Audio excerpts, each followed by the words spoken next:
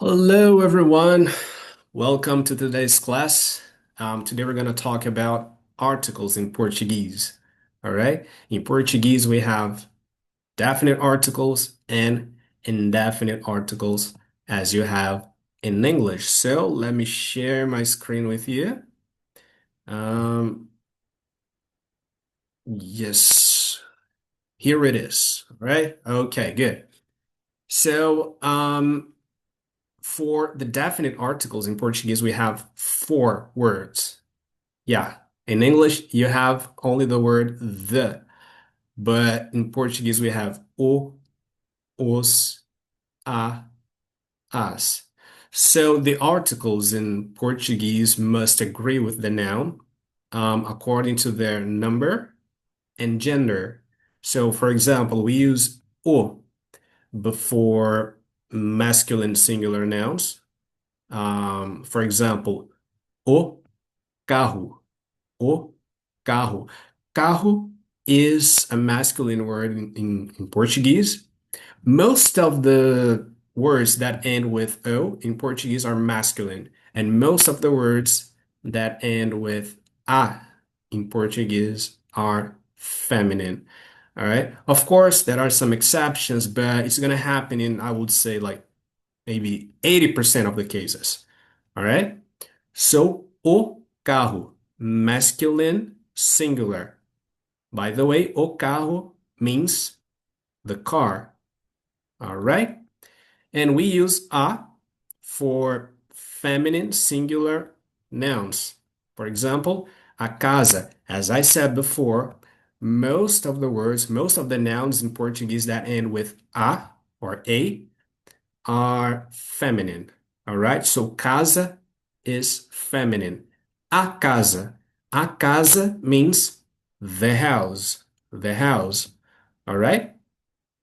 And we use os before masculine plural nouns. Os. Os carros. Os carros. As you can see, we have an S here, another S here. That implies that it's plural. Okay. So os carros means the cars. The cars. Um, and we use as before feminine plural nouns. For example, as casas. As casas. Again, casa is a feminine word, and we have an as here, so it's plural. As casas, the houses. All right. So now let's take a look at the indefinite articles.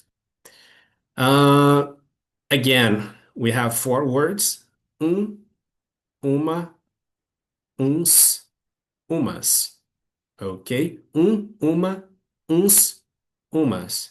And they are used like you use a, an, or even some in English. So let's take a look at some examples.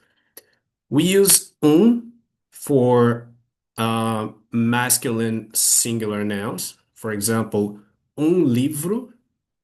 Livro. Again, livro is a word that ends with O, which means that this word is masculine. All right? And here we are talking about only one book, so it's singular. Un livro means a book. A book. Un livro. Okay? And we use uma before feminine singular words.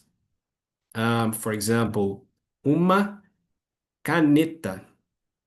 Uma caneta. Caneta. Caneta means pen.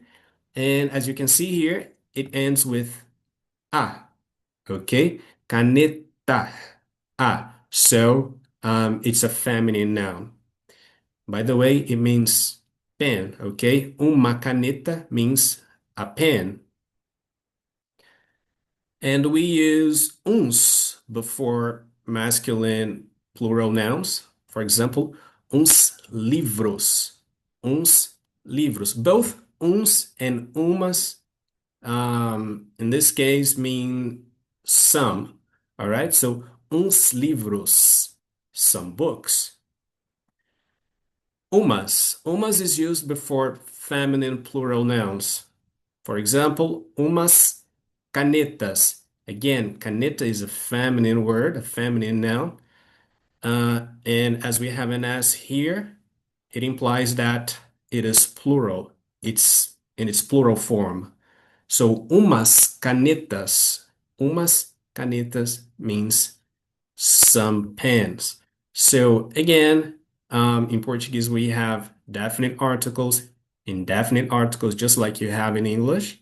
All right. For definite articles, we have o, os, a, as.